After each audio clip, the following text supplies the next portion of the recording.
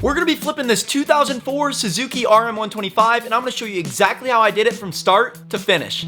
In part one, we got it all cleaned up, figured out what we needed to fix, got it all torn down, and this is where we left off. What's up guys, my name is Matt Berger, and in this video we're gonna finish getting everything cleaned up, fixed, and put back together. That way we can get this bike listed for sale. We'll go over all the numbers at the end of this video, all the money and time I have invested, and our overall profit. Now, if everything goes to plan, I think we're gonna have an awesome bike here for somebody. We're gonna make a good amount of profit on this one. I'm excited, I hope you guys are too.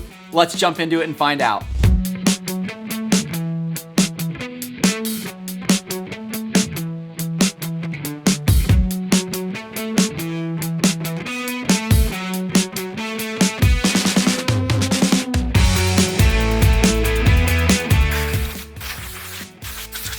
All right, once we get everything cleaned up, the last step is to use some sort of like aluminum cleaner, aluminum brightener. This is from Napa. A subscriber actually recommended it to me in the comments, so I'm gonna go ahead and give it a try and see how it does.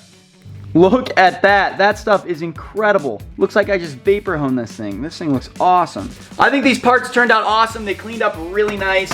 Got most of that big gunk off. There's still a couple little spots here and there, and you guys gotta remember, that's okay. We're not building a showroom bike. We're building a bike to flip, so as long as the bike is 100% in mechanical condition, everything is cleaned up, it looks really nice. I mean, that's all that really is gonna matter here.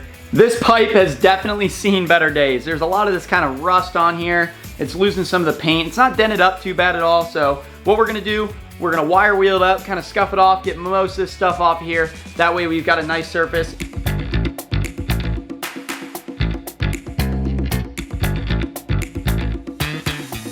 All right, we got the pipe hanging here on what I would call the worst thing I've ever made in my life. It took me 5 minutes and I am not proud of it, but we'll go ahead and start spraying. The paint I'm using here is Rust-Oleum High Heat Black. I'm doing 2 coats of it. Now, I wasn't really happy how dull and matte the finish was, so I ended up grabbing this Dupli Color engine enamel that can withstand the high heat. It's a semi-gloss finish, and I was a lot happier with how it looked. If you guys have an original pipe that was black, throwing a coat of spray paint on there really makes a world of difference. This stuff looks awesome, almost looks like brand new. So if you guys remember, this left radiator was absolutely whooped. We went to trusty old eBay and we found ourselves another left radiator. So let's open it up and see what we got. This thing is actually in really good shape. Once we get it cleaned up, it'll be perfect. A lot better than this thing. This thing's going in the garbage.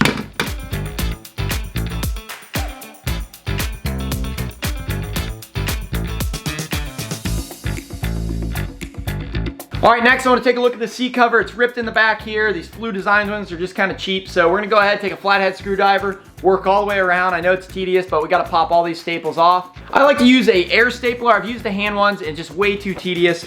Pick yourself one of these up. They're like $20 from Harbor Freight. You guys can see the model there. And the staples I use are the T50 1/4 inch. All right, so we need to re-glue the seat foam onto the seat base here. What I'm using is just this 3M general purpose spray adhesive.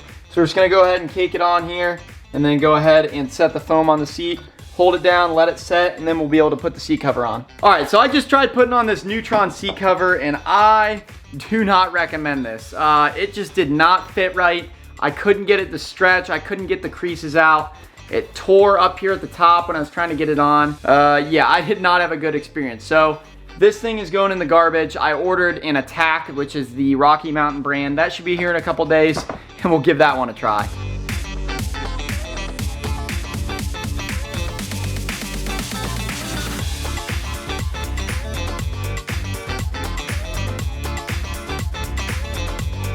Everything has been clean and is ready to get put back together. That's kind of the way I like to do it. I take everything apart, I clean everything before I start putting anything back on. It helps me stay organized, and when it's ready to start getting put back together, I can just fly right through it. Everything is ready to go, so let's get moving.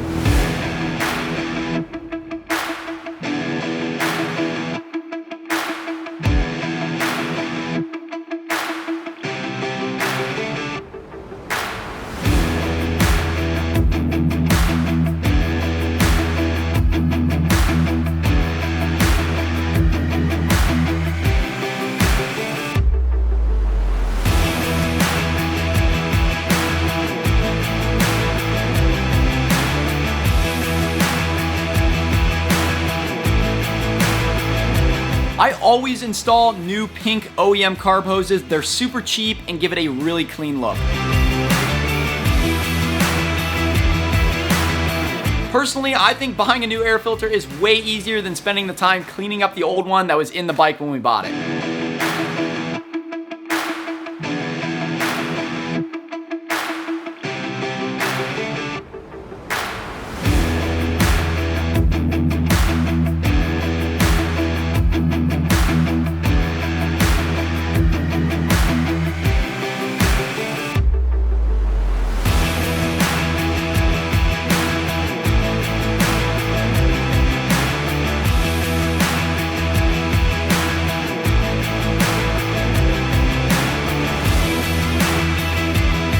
So we got to get this hour meter mounted. What I like to use is this Scotch permanent outdoor tape.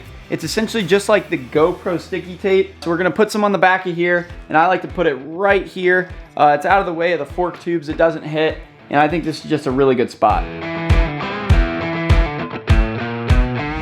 Next, let's move on to the wheels. I've said it before, but having black rims is a great way to increase the value of your bike, and the best way to do this is through powder coat. Do not spray paint your rims, please. My friend Garrett does powder coating on the side, so I was able to go over there, have him help me out, save some money. This was pretty cool. Now, I know a lot of you guys don't have this opportunity, so if I were you, I would contact my local powder coating business and see how much they charge. If they charge way too much or you're just unable to do this, you can always go over to Rocky Mountain, pick up their Tusk black rims. You can get a whole set for less than 200 bucks.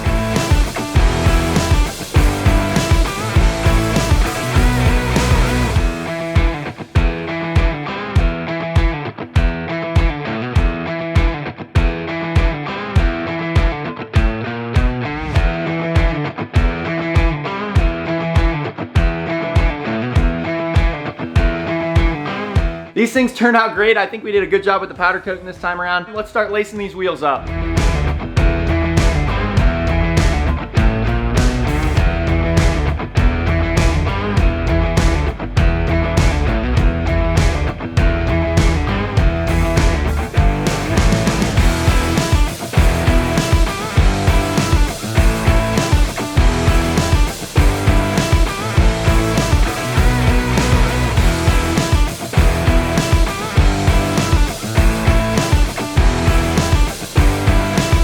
Now that we got the wheels all put back together, it's time to throw these tires back on. Now, we are reusing the tires that we took off because they were like brand new, but if your tires are worn, I would highly recommend getting a new set of rubber. If you guys want to see a more in-depth, step-by-step process on how to mount a tire, make sure to click up here and check out this video.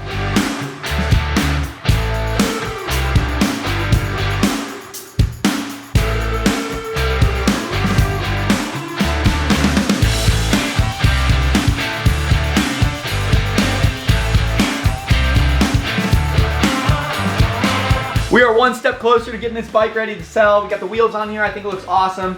I always like when the bikes have no plastics like this. I think it looks pretty cool, but before we get rocking and rolling on those plastics, let's take a look and take care of this cockpit area. Time for some new grips, and we're gonna use a method I've never used before, and we're gonna use some spray paint. One of my subscribers down in the comments actually recommended I use this. Spray it on, slide the grip on, and it'll kind of lock in place. And if you guys have any other tips and tricks when you're working on your bikes, please comment down below. I'd love to see what those are.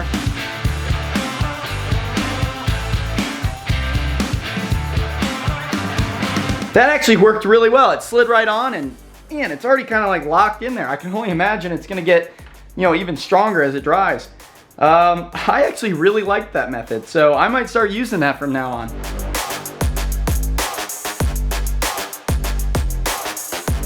So here's our Renthal bar pad. This is a used one. The problem is the pad in the middle is just too small. So we're gonna do something about it.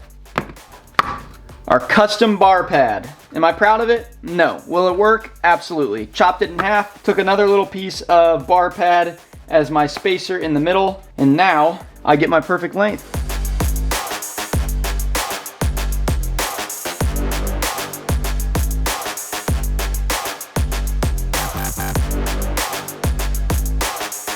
I say it every single time, my favorite part, plastics. This is the Polysport Restyle Kit in the OEM color. This will fit 2001 through 2008 RM125 and RM250s. And we're gonna finish the look off with some OEM style graphics. This is just the shroud, couple little extras. This is from a company called Core Moto, C-O-R Moto. If you guys are interested in this exact kit or any other graphics, go ahead, send them an email, tell them Matt Berger sent you, and they will hook you guys up. You guys know how to put on plastics and graphics, so I won't bore you with that. Let's sit down and talk numbers real quick before showing the final product. I purchased the bike for $1,400 back in January, which was a great deal. Winter is definitely the best time to buy. I was able to keep the parts list pretty small on this bike and stay under $500 for all the stuff you see here on the screen. Now, I keep notes in my phone of all the time when I'm back here working on these bikes, and on this one, we have approximately 22 hours in it, which is pretty normal for me. Now, before I tell you how much I sold this bike for, I got so many people in the comments that are like, you gotta include the shop and the tools that you use in your expenses. That's not true profit. Sure, we could dig into that, but that is not what this channel's about. We're gonna be as transparent and open as possible, but we are not gonna go that into depth. The most important advice I can give you guys is to sell something that you would feel comfortable and confident buying yourself. There's so much junk and garbage out there. Please do not be part of it.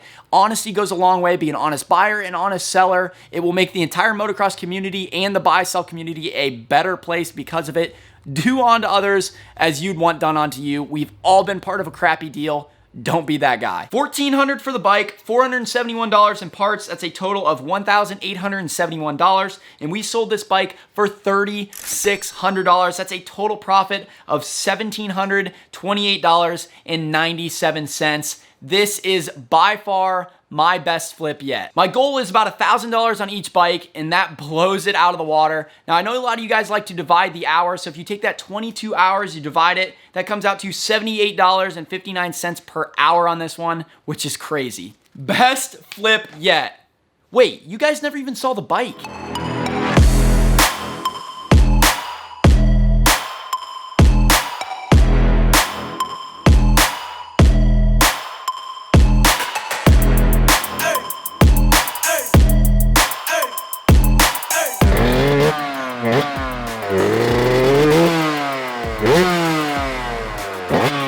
Mm-hmm.